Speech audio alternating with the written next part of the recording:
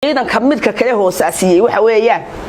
film baa la soo dhisay qofka haduu filmku u guuleystana saasoo kale u guuleysta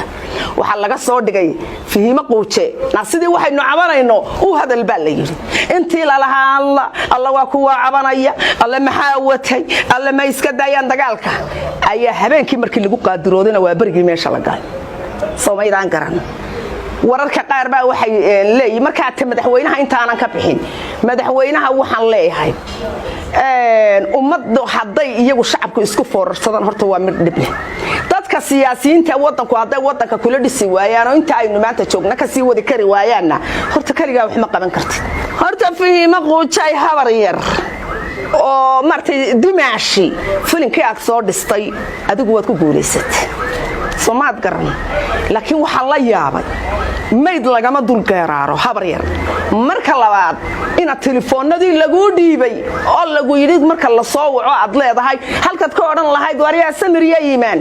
dagaalkii ciidankii aad soo dirteen wuu ku dhintay halkaad ka oran lahayd aad jeesaysa abti maxaan ku dhaadayay kaasinaartu galay Soomaaliland garan ciidanka la leeyahay fasax awalba ciidanku uu fasaxnaayo laakiin markay ku fasaxnaayeen wuxuu ahaa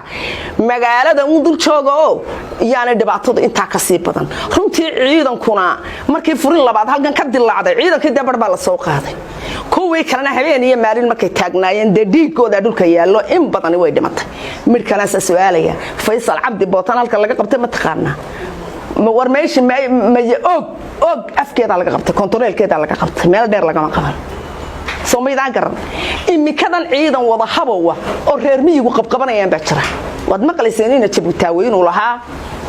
dadka hadilina waa ehelkeeni halkan iyaga oo caadiya noo keena qofkii imikaba qof dilow adiga ku baabi'i doona ilaa qiyaamaha waakiilaha Soomaad garan marka waxa weeyaan ciidankeeni Soomaaliland inaga fagnay run ma ku sheegayo ciidankii inaga fagnay inaga soo qaybinay markaynu kursigaas ku inoo wada muuqday ka baana Soomaaliland gabigeedaba dumin doona wax kale oo duminaya ma jirto anigu soo waxaan oran lahaa waxa soo madaxo dhintay baa hadana la iska heshin karaa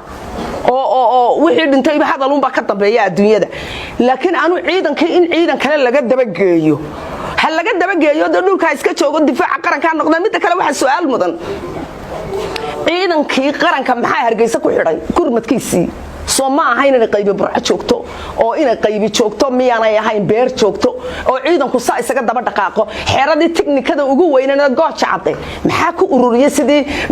shinni malab sanaysanaysa maxaa shinnidaaba xitaa kiishkeeda meel la doonto meel ka inoo bartanka agalisa war maxaa ciidanka halka ku wada ururiyay ciidanka tiknikada in laga soo saaro dhowr raaco isdaba jooga